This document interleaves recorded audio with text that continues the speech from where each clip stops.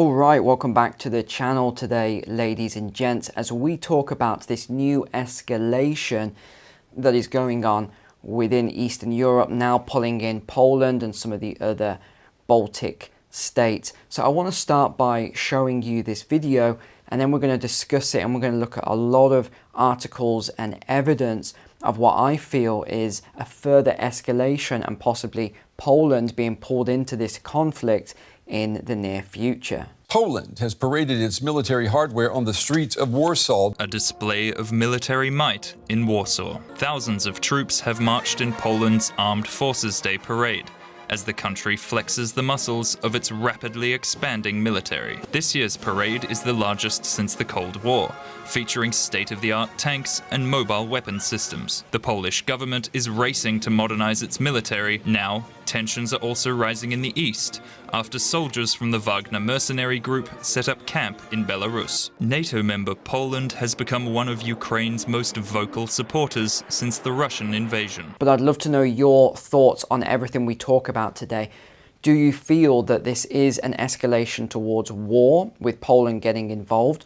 Or do you feel that this is more of a deterrent with the large-scale military spending and build-up? We're going to get into all of this very shortly. So let's get into all of this then. Let's start with a little bit of background and context around Poland, around Belarus, around some of these other Baltic states where we're starting to see this escalation there.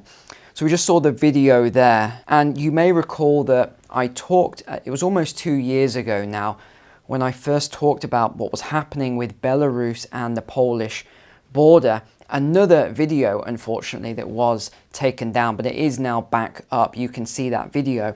And I was showing the border defenses of Poland and how these barbed wire fences were being destroyed, just ripped apart by people that were migrating from Northern Africa and the Middle East. And these men were fighting quite heavily with the security forces there.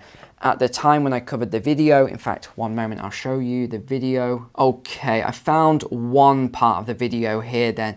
It was called "The EU is Losing Control of Its Migrant Crisis." So this was almost 2 years ago now. This was one of several videos, and it was around the state of emergency on the Belarus border. And this is where the men were trying to cross the border. Now, at the time, the leader of Poland blamed this on Lukashenko. He said that Russia and Belarus were deliberately trying to destabilize Poland and the EU in general by pushing these migrants into the countries, and he had a lot to... It's interesting how the narrative has somewhat switched as well. Originally, what he and some of the other leaders, the cabinet members, were saying was that these men were dangerous men. They were military in nature. They'd come from ISIS and the Taliban and all these other groups. They said that they were being deliberately pushed in to destabilize the EU. That sort of narrative has switched now, and it's all about let as many people in as possible. So it has somewhat changed, and it depends on who's saying it and what they want to sort of put that influence out there into society. Poland's also said that it's supporting Ukraine very heavily. They're the largest supporter of Ukraine within Europe. They're hosting currently 1.2 million refugees from Ukraine, and we'll talk about the public surveys as well later on as to how the Polish public feels about this, because it has started to shift now. Sentiment has started to change in Poland. Now, Poland's also saying that Belarus has formed the Patriotic Force Command, which is a serious threat to Polish sovereignty. They also said that Belarus is hosting huge amounts of Russian mercenaries, which they are concerned about. And a couple of the statements I don't quite agree with, actually. They're saying that this could be a threat to Poland and that these mercenaries may try and come into Poland and take over Poland. Well, who they're referring to here is the Wagner group, and there just isn't, in my opinion, anywhere near enough of them to really cause a major threat to, taking over the whole country. It's mainly soldiers. They don't have heavy equipment or tanks and things like that, or advanced weaponry. Although they are a threat, I'm not going to say they are not if something did kick off, but I don't think it's really much of a match for the Polish military. And there's a lot of talk around this Suwałki Gap as well. We're going to talk about that later, because this is actually guarded by Polish, US, Canadian, and German troops. They consider it somewhat of a strategic defensive place or position within the region. But let's go on to the shared screen. I want to show you some of these articles here, and I want you to give your opinion on all of these articles. What is it that you're seeing? Are you seeing the same pattern, the same trend that I'm seeing? Lithuania readies ammunition buys worth 3.4 billion. Italy signs $1 billion deal to upgrade their tanks. Netherlands buys counter-drone defense from Israel's Elbit Systems. Finland to buy Israel's David Sling air defense system. Netherlands doubles the order of MQ-9 Reaper drones, plans to arm them. Poland spends 3.1 billion on short-range air defense upgrades. They've got the green light to buy Apache helicopters, 15 billion sale of defense systems. Poland is the first foreigner to buy US Army's new missile defense radar. Tell me something, what are you seeing with all of these articles? Are you seeing the same pattern that I am? So let's have a look at a few of these articles now then. Poland is to spend 4% of their GDP on defense this year. That is the highest current level in NATO.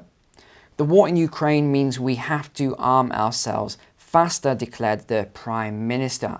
That is why we will make an unprecedented effort this year, 4% of the GDP for the Polish armed forces, which may be the largest percentage among all NATO countries. This will be clear evidence for all countries that we will defend our land, that Poland is safe, that Poland will be safer together with our allies, he said.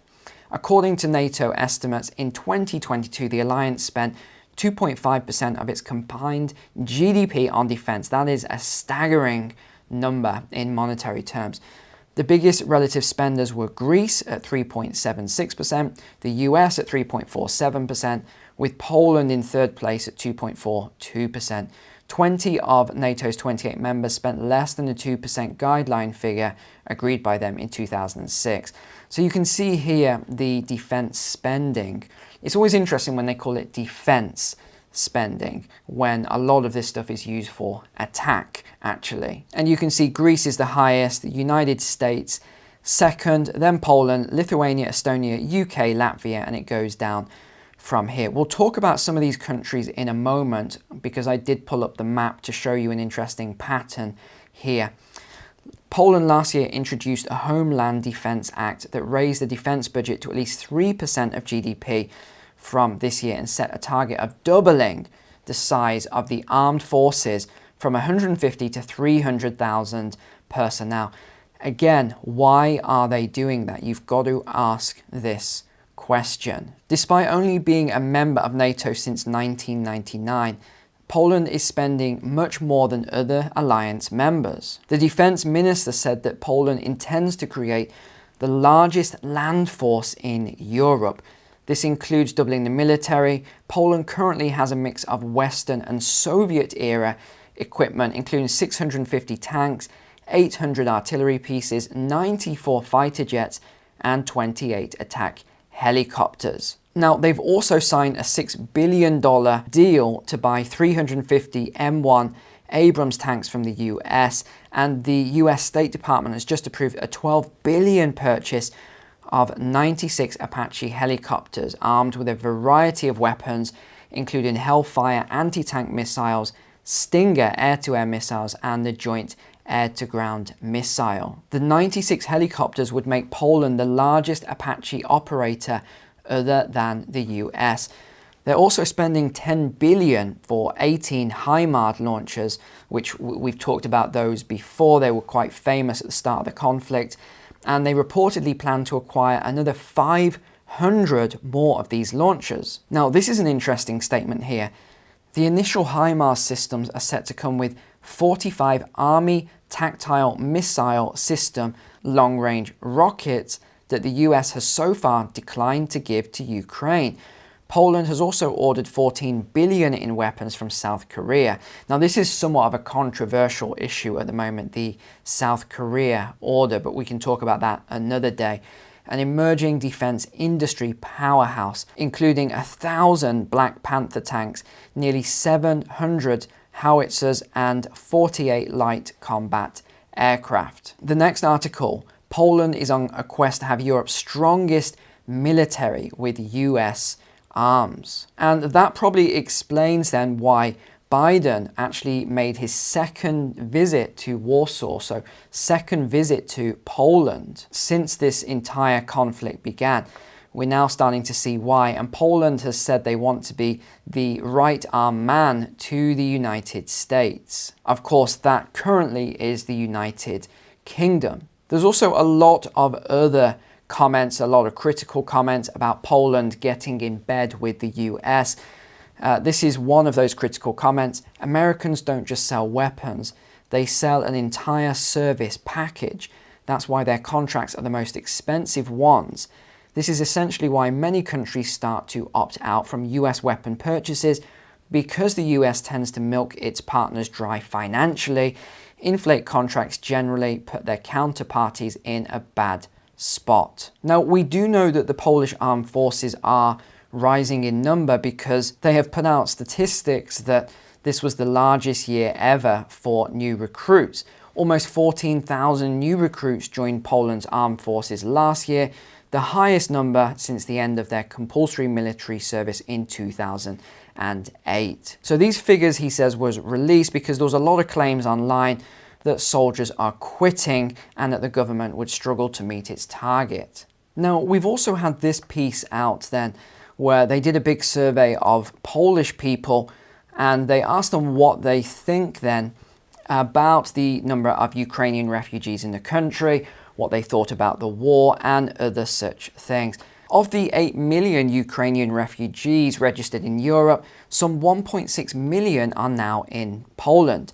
They've joined another 1.5 to 2 million who arrived after Crimea in 2014. And it's interesting that some of the videos online were saying, and it was very mixed. Some people were very positive, other people were very negative, saying that all they hear now is Ukrainian spoken all around Poland. And that's quite interesting actually, because I was only saying to my wife just this week that everywhere I go around Douglas, which is the main city on the Isle of Man where I live, all I hear is Ukrainian. I must have heard it 7 or 8 times from different groups. This week I heard it on the weekend 5 or 6 times. So it is quite interesting to see the amount of Ukrainian people now who have spread out around Europe. Now, they say then that public opinion about the future role of Ukrainians in Poland has shifted in the last 12 months. They surveyed more than 2,000 young Poles aged 16 to 34 in March 22 and then again in May to June 23. And again, this is the same sort of pattern we're seeing everywhere. People do tend to support Ukrainians coming into the country with the assumption that they return to Ukraine as soon as it becomes safely possible. Let me just say, I think this is very, very unlikely for a lot of people. Sure, many Ukrainians, I think, will go back after the war, but like a lot of conflicts that we've seen going right back into the past, a lot don't return. A lot decide that they like their life elsewhere better and they decide to stay. And these are some of the largest concerns. Of course, this isn't on mainstream media, but these are some of the concerns that people are voicing in certain countries. So they said, what should Poland offer to refugees from Ukraine? So in 2022 then, 83% argued that the government should support Ukraine. Now in 2023, only 65%. So that is a huge drop. And it's the same with Poland staying neutral. So here's the statistics here then. 2022 saw an 83% support. In 2023, it is just under 65%. Neutrality in 22 was 16.4. Neutrality in 23 is 33.8%. I think we're past that stage now, where Poland would become neutral in this, should this accelerate any further. And then it claims that 1.5% of Poles support Russia in the conflict. Now, this is the Suwałki Gap that you keep hearing about and why it's such a key strategic position in the region. The land corridor links the Baltics, comprising Lithuania, Latvia and Estonia, with the rest of the NATO alliance, and it separates Belarus and the Russian enclave Kaliningrad. Western military analysts worry that Russia could seize the area and isolate the Baltics, jeopardizing NATO's ability to defend them. Russia's primary objective has always been to show NATO is just a paper tiger, Hall told Euronews. By cutting off the Baltics, they could highlight the alliance won't come to the aid of its members. Drop a comment on that. What do you think to that statement? Now, this is what I want to show you, which I think is quite interesting in terms of the percentage of GDP spent on military spending here.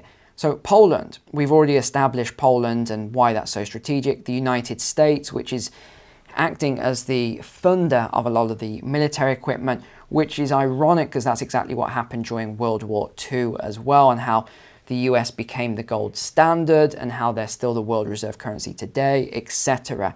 But if you look at these countries here, Estonia, Lithuania, Finland, Romania, Hungary, Latvia, let's just have a look on the map here. So where do we have here's Moscow, Russia? Well, there's your Finland, there's your Estonia, there's Latvia, there's Lithuania. So what are you noticing here? It is these Baltic states that are spending the most on their GDP in terms of weapons and defense, or let's just call it the military. And that's a huge increase from 2021. You can see the light grey dot here, 2022, and now in 2023. So we can see a pattern, a very clear pattern emerging here, and it's all the way through. It's only Turkey, I think, that we can say is reducing their military spending. Everybody else is increasing it. And what do I look for? I look for patterns.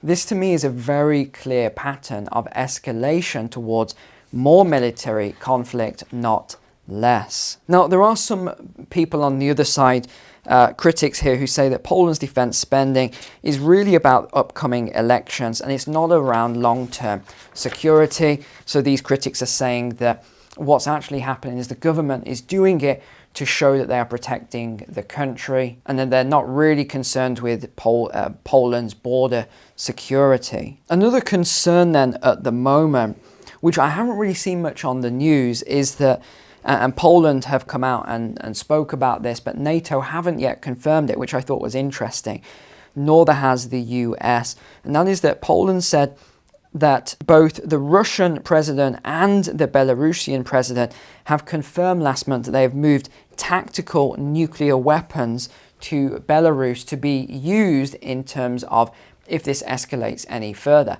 Now, this would be absolutely insane. It would completely change warfare if this actually happened. And Poland's already claiming that Belarus is violating its airspace at the moment with military helicopters, and they're doing exercises on the border. And the Polish president and defense minister are saying that Poland needs this weaponry, and that they also need assistance from other nations, because they say that if Ukraine falls, Poland will be next, and then the greater continent.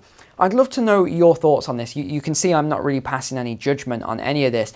I'm trying to keep it as neutral as possible in order to be someone who is facilitating your news to give you both sides of this here. So I'd love for you to drop your comments below. What do you think of all the things that I have talked about today? And other than that, thank you for being a subscriber here. Thank you for the support for me and the channel. And apart from that, take care. God bless you and your family. And I will see you tomorrow for the weekly walk and talk. See you then.